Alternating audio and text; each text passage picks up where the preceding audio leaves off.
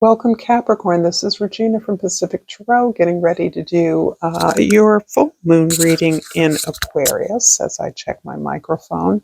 The full moon is on the 19th of August, and it is going to focus on an area of your activity of values, your possessions, the things you own, the things you value. This is particularly relevant for those of you with Capricorn rising, but as many of you may be aware, checking other placements such as your sun, moon, and or rising sign, or any area of a lot of significant placements in your chart will give you opportunity for more messages. This is a general reading, nevertheless, and if you're interested in a personal reading, information about that is in the description box below.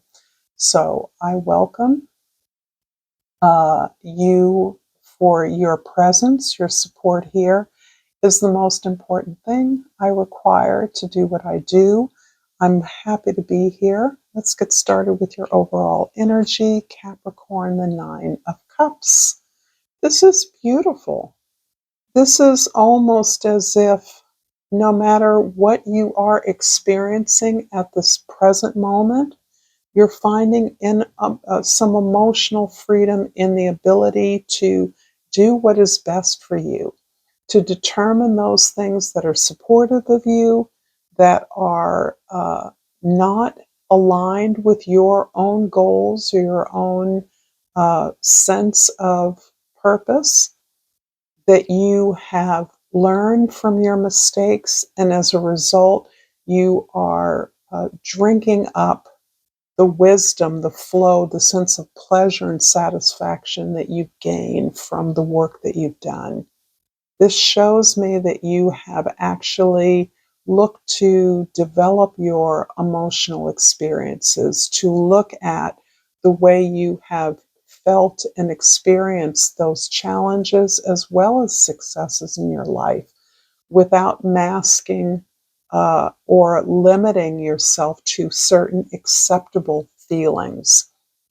And as a result of that, you have learned to gain more of a sense of trust in yourself and pleasure in identifying that joy is an essential element to the life that you lead.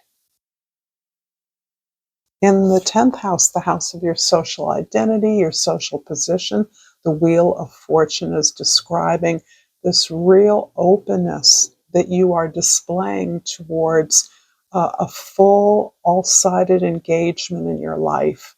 Whatever you're doing now, it is important for you to invest all of yourself in it. You can no longer tuck away any sense of vulnerability or authentic expression in doing what is expected of you.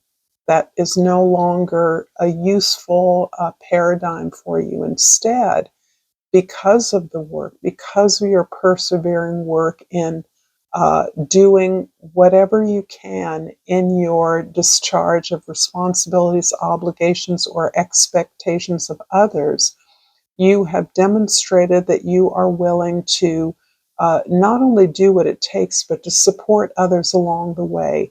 But you're no longer caught up in the highs and lows of your desires, because as a result of living at the center of this wheel, all that you are channeling in your life is about your passion, your talents, your gifts, your joy, your pleasure. That defines your movement forward. That defines your perseverance, your work ethic. And as a result of that, you are now engaged in building something that does not depend on the approval, the feedback of others, but is really defined by your own passion and joy. In the first house, the Ace of Pentacles is describing your attitude, your approach, your mindset. And the Ace of Pentacles is absolutely about this particular manifested opportunity in your life. You've worked much of your life to achieve a place where you actually know that you can manifest what you want.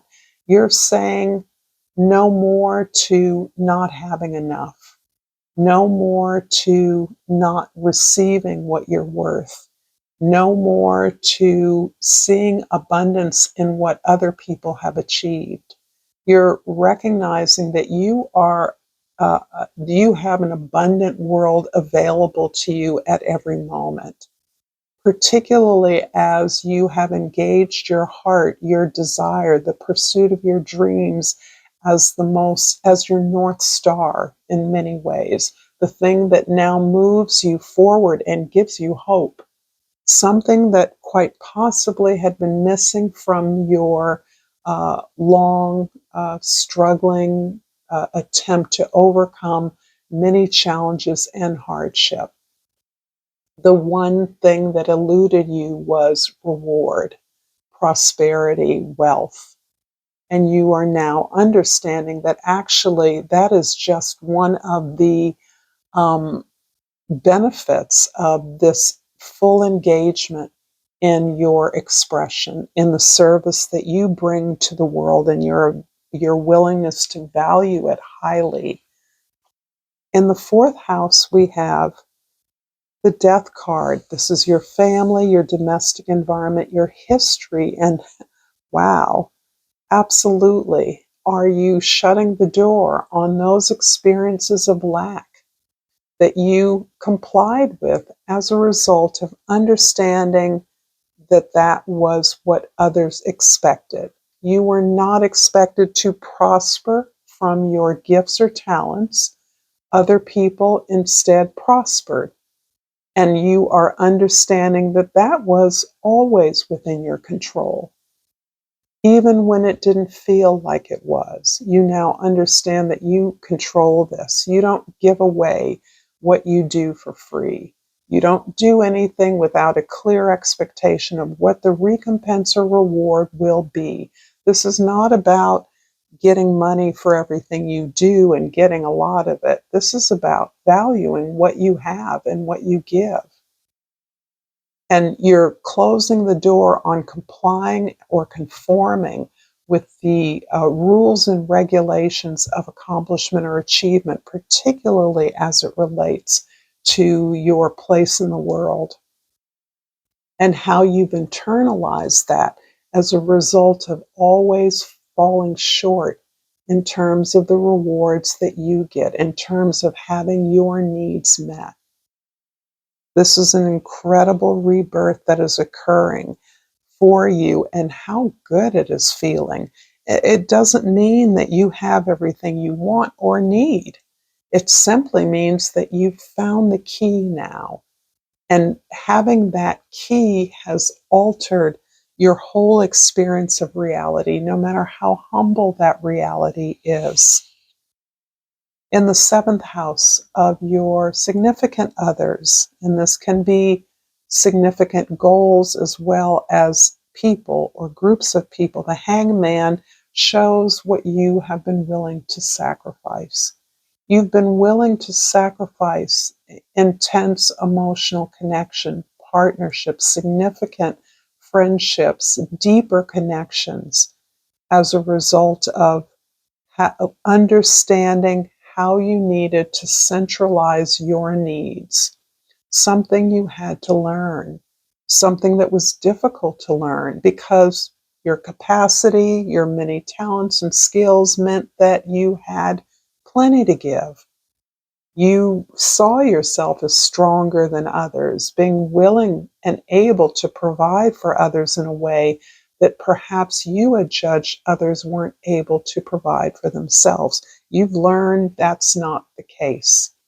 Actually, you've learned that you have been sacrificed and sacrificing yourself for other success without any recompense, any reward or recognition from that. Instead, others have assumed because you haven't prioritized your success, then you must not want one. You must not need it. It must not be important to you. And in that way, you have, in the past, felt betrayed, felt messed up, felt put over, felt done in, um, felt ripped off. And now you're understanding that really others can't read your mind, that it's your job to step up and take what you want. And this has facilitated a huge perspective change that you are still in the process of comprehending, that you're understanding.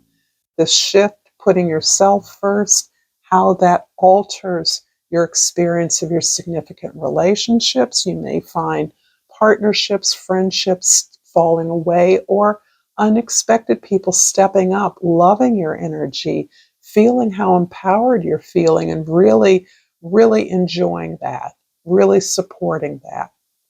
So these sacrifices aren't all bad. It has given the space for authenticity to emerge in your deeper connections. If this reading's resonating with you so far, Capricorn, please like this video, please share it with others, and subscribe to my channel. I so appreciate that. Please comment if you feel moved to do so. I love hearing your thoughts. And I pulled humor. I choose to focus on the lighter side of life.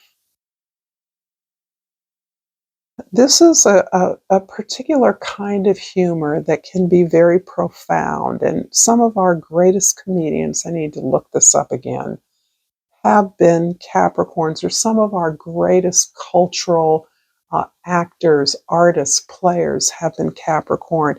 And part of that is this kind of grizzled wisdom and uh, um, perseverance and ability to look at difficult things and make them funny, to lighten them up in many ways, uh, uh, laughing to keep from crying comes to mind. So, this humor that you bring is actually the ability to look at yourself less seriously, more playfully, see your own limitations as limiting your actions rather than blaming others for that. And the lobster's key word is release. Here we have the death card, right? Release. Explore your deepest emotions. Vulnerability leads to new experiences and understandings. Vulnerability. In the first house, the Ace of Pentacles is clarified by the World card in the second house and the Judgment card in the third house. You have completed an entire and complete cycle. You may have completed many cycles. You have come to the end of an achievement. And part of what I'm sensing here is that you have judged yourself in the past as being not accomplished, no matter what you've done, no matter how many things you have uh, uh, engaged in, been a part of. You may have been judging yourself as not having arrived in a place that fits your expectation of who you would be in from the past. So you would have thought you'd be at a different place by now. You would have thought your life would look differently. And that judgment of your accomplishments, achievements, or lack thereof is part of what you are learning about, what you are shifting your perspective about, understanding that you've actually achieved quite a lot if you value it, if you stop judging it, if you stop doing to others yourself what others have done to you. This is about understanding that this final ultimate realization that you're experiencing is about recognizing the through line in all of your activities. There's something you've been working at over and over again, some gift that you have that has been unfolding steadily through your experiences. Whether it's unrecognized, unacknowledged, or not, you finally understand that your true experience of success, victory, relies upon your owning your purpose, owning who you are, accepting who you are. no longer sacrificing connection with others to have a connection with yourself, or the other way around. Sacrificing the connection with yourself, believing you can have a connection with others that would be better, that would be more productive. So you're really releasing these ideas about what you communicate, what you identify as your North Star, how you see yourself enjoying all of the abundance of the world, how you're utilizing the resources you have. You're likely to know a lot of people professionally. You're not likely to have a lot of close friends, but you can utilize your knowledge of a particular professional activity to leverage that in a direction that you now feel more aligned with. The Death card in the fifth house is clarified by the Four of Cups in the sixth house, in the fifth house, and the Fool in the sixth house. The Death is in the fourth house. Yes, there's a feeling of, even for those of you that are perhaps dabbling with this area of passion, purpose in your life, something you've always done, you've allowed yourself to begin practicing that. Some craft, some particular expression that you've always kept on the side, kept on the down low, sacrificed so that you could make money, so that you could take care of your family, whatever the rationale was, you have begun to open up to the pleasure and joy of that. And then quickly understood that that wasn't enough. Just having fun with it was not really where it needs to go in order for it to give you the sense of meaning and purpose that you now understand is critical and significant to your contribution to the planet. As a result of this being aware that I just am feeling bored, I'm restless, I've been here, I've done that, the things I thought that would make me happy, I don't even know that I want those things anymore. That has moved you to an evaluation of what you've done, understanding your vast achievements, and really allowing that to infuse you with faith and trust in yourself.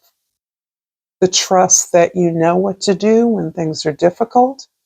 You know how to overcome obstacles as necessary, but instead of riding the waves of the expectations of others and the needs and demands of the needs of a community or a family or an organization, you're now in the center of that wheel. I know I'm repeating myself, but this is essential to how you've gotten to this place of liberation.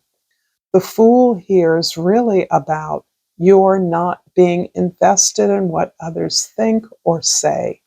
You're knowing that your greater sense of purpose and gift, talent, and skills is more important for you to share than to be held back by the expectations of others. And that is how you are powering this opportunity that you're manifesting for yourself.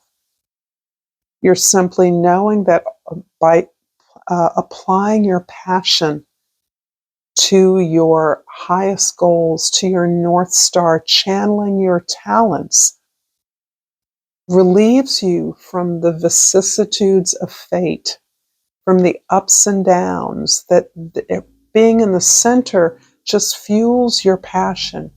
Your passion requires you to do things that are difficult at times, requires you to celebrate, to play, to enjoy, to channel that, to express that, to present that in ways that is liberating to you because you've done this for others. You've done all these things to contribute to the success of others, but rarely, if ever, have you done that for yourself on your own behalf. In the seventh house, the Hangman is clarified by the Eight of Pentacles, in the eighth house, and the Eight of Cups in the ninth house. Love the eights. You are working hard. You have success on your mind. You're doing everything you can to develop your own talents, your own gifts, your own personal traits, the conditions for your craft, the preparation you feel is eminent in order to take advantage of the opportunities that are all around you. That's what you've manifested, the readiness to take this opportunity and to go with it. But it has also required you to uh, de to pull back from those relationships you've taken for granted that have provided you with comfort, a sense of comfort. In some cases, it's a false comfort. It's held you back from doing the exploration, the learning, the growing, the traveling, the communicating that is essential to your mission, to your purpose, to the expression of your gift. The Eight of Cups is really about having now the courage to do what the Fool is doing, and that's to step out onto the cliff, to move away from that familiar safety and to take a risk on the thing that imbues your life with the significance that is the signature of who you are. It is your legacy. The Wheel of Fortune in the 10th house is clarified by the Wheel of Fortune in the 11th house and the 10th house, the 10 of Cups in the 12th house. Wow, that took my breath away. This is, again, falling back on your values. The 10 of Cups is your reward. You've already created the conditions of support, of creativity, of safety, of vulnerability, of protection, and of sharing that with those in need as others in your community support and share their experiences of challenge with you so that you may be assisted or learn new things. This is an abundant community. The idea that you live in an abundant world, you're releasing all these experiences of lack. This isn't something you made up. Not having enough money, not having what you needed to live a productive life is something you have felt throughout your life sorely. And you felt that it has been undeserved. But you've now transformed your awareness to realize and your environment so that you are experiencing abundance on your own terms within however humble life you have, recognizing you have all you need and more to continue to put yourself in the middle of your experiences of the world, seeing yourself as integral to not only social improvement, social justice, a balanced and harmonious life, but also an experience of uplifting others, supporting the planet, healing others, participating in the abundance that is available and possible for others in the world, elevating the quality of life that dispenses with this idea of a zero-sum game. Only some can have a lot, and most can have next to nothing. You know that that is not the reality, but you are insistent on expressing that through not only your work, your service, but possibilities for others. I'm going to finish up this reading, Capricorn, with a yogic path oracle. And wow. Okay, I'm going to take Kriya or Kriya, which has flipped face up. And I'll look that up in the guidebook by Sahara Rose.